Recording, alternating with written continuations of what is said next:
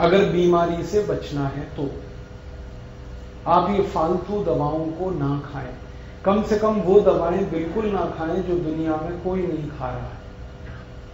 और कुछ दवाओं के नाम तो याद कर लें: aspirin, Disprin, Novalgin, analgin, paracetamol, streptomycin, Terramycin, Baralgan, Butazol, Oxyphen, Butazol, quiloquinol, diclofenac, remdesivir. इन दवाओं को कोई नहीं खा रहा है दुनिया, आप मत खाओ। और इसके साथ साथ अगर हिम्मत है आप में तो मैं तो आपसे कहूंगा कि एक कदम और आगे बढ़ाओ। बेईमान डॉक्टर को कभी भी मत जाओ, उसके पास मत जाओ। मेरा कहना है बीमारी से नहीं, बेईमान डॉक्टर से बचो। बीमारी इतनी खतरनाक नहीं है, वो डॉक्टर आपको खतरे में डाल देगा। तो ये एक रास्ता है। एलोपैथी की फालतू दवाएं खाने से बचो। जिन दवाओं की शरीर को भयंकर नुकसान हो रही है वो दवाएं मत खाओ। एक एक दवा के 100 साइड इफेक्ट्स हैं, वो कभी भी मत खाओ।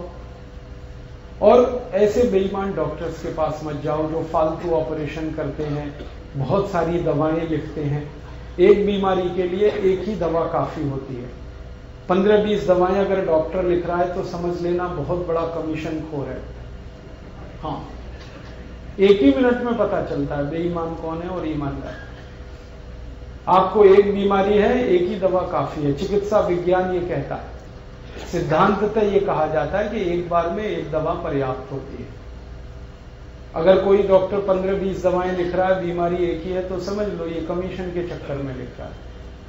और अगर कोई डॉक्टर इलाज करने से पहले आपसे धीमे से पूछ रहा है कि आपका मेडिकल इंश्योरेंस है, तो समझ लेना महालूट हो रहे।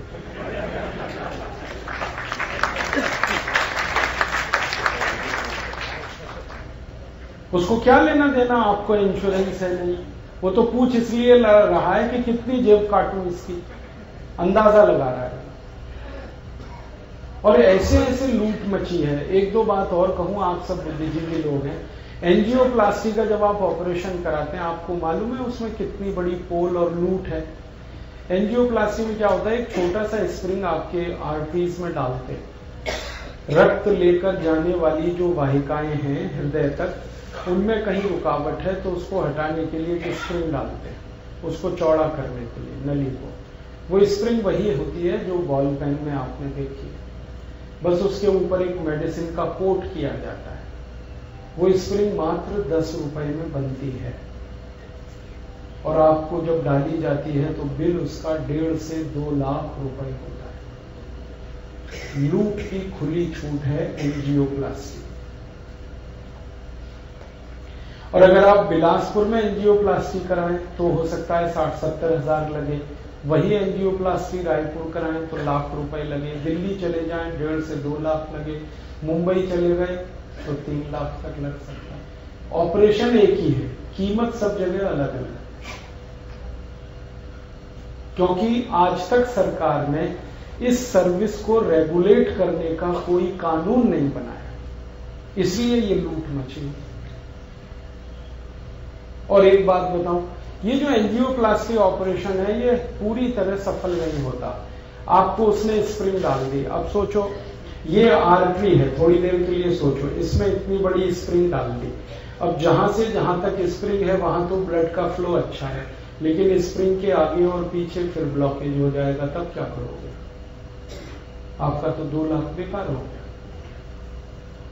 अगर आपके ब्लड में ब्लॉकेज करने की टेंडेंसी है तो कितना भी एंजियोप्लास्टी करो सब बेकार है। जब तक आपके ब्लड की ये टेंडेंसी खत्म नहीं होगी जिससे ब्लॉकेज बन रहा है, तब तक आपका कोई ऑपरेशन कामयाब नहीं। इसलिए मैंने आपसे कहा कि ये फालतू ऑपरेशंस मत कराओ, फालतू दवाएं मत खाओ, ये बेईमान जो डॉक्टर्स हैं इनके पास मत जाओ। यही एक समस्या का समाधान है। फिर आप बोलेंगे तो हम करें क्या? तो आप प्राणायाम करो, योग करो, आयुर्वेद की ऐसी दवाओं का उपयोग करो जो कभी भी शरीर को 1 पैसे का नुकसान नहीं करती। ऐसी दवाएं हैं आयुर्वेद में जिनके साइड इफेक्ट नहीं, तो ऐसी दवाएं खाओ ना। और ऐसी हजारों दवाएं हैं आयुर्वेद में। और परमपिता परमात्मा ने हमारे भारत पर ऐसी कृपा की है कि हजारों दवाएं आयुर्वेद में हमको निशुल्क दी हैं, कोई पैसा नहीं लगता उन दवाओं का। अब जैसे मैं आपसे कहूं, बेल पत्ते से दवाएं बनती हैं बहुत सारी आयुर्वेद में। अब बेल पत्ता आप तोड़ के लाओगे, क्या पैसा खर्च होगा? कहीं भी मिलता है, तोड़ लो, आप उससे दवा बना लो, उपयोग करें। एक बहुत अच्छी घास होती है, उसको पत्थर चट्टा कहते हैं, उससे कई दवाएं बनती हैं स्टोन प्रॉब्लम की। सड़क पे लगी हुई है। अभी मैं आ रहा था मुंगेली से बिलासपुर, तो थोड़ी नजर इधर उधर डाली तो कितनी दवा लगी हुई है पत्थर चट्टा सड़क पे घास के रूप में। तोड़ लो, इस्तेमाल कर लो। ऐसी हजारों दवाएं हैं। किसी पेड़ का पत्ता दवा है, किसी पेड़ की जड़ दवा है, किसी पेड़ का तना दवा है, किसी पेड़ का फल दवा है, किसी पेड़ का फूल बहुत अच्छी दवा है। और हजारों तरह के पेड़ प्रकृति ने हमें दिए हैं। हमको तो बस पहचानने की देर है, दवाएं तो सब है हमारे पास। तो आप ऐसी दवाओं का उपयोग करो। और ये दवाएं जो है ना, बहुत अच्छे से गंभीर बीमारियों को ठीक करती है, बहुत अच्छे से। बस एक बार हमें उपयोग करके देखने की देर है। तो मेरा निवेदन है कि आप आयुर्वेद की दवाएं उपयोग करो, जिनमें कोई पैसे भी खर्च नहीं होते, शरीर को दुष्परिणाम नहीं होता। और दूसरा, योग प्राणायाम करो, इसमें तो कुछ भी खर्चा नहीं। प्राणायाम करने में तो श्वास निकालना और श्वास से ठीक होती है।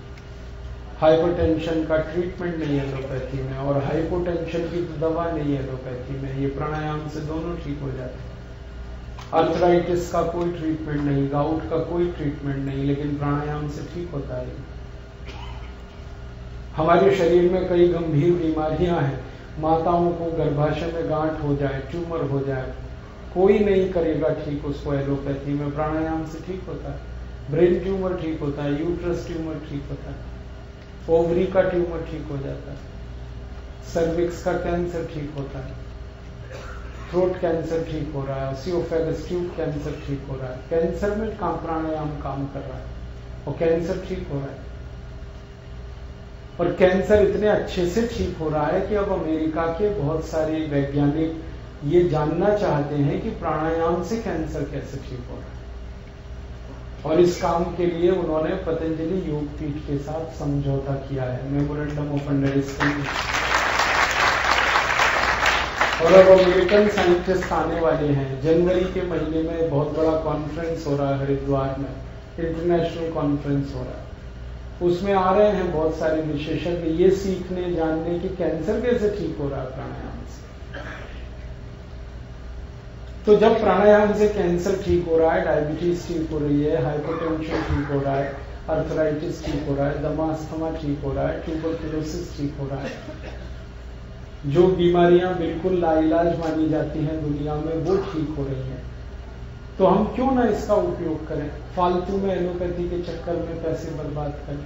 तो मेरी आपको यही एक सलाह है, निवेदन है कि आप प्राणायाम करें, योगासन करें और आयुर्वेद की कुछ दवाओं का उपयोग कर लें, तो आपकी लगभग हर बड़ी बीमारी आप ठीक कर पाएंगे।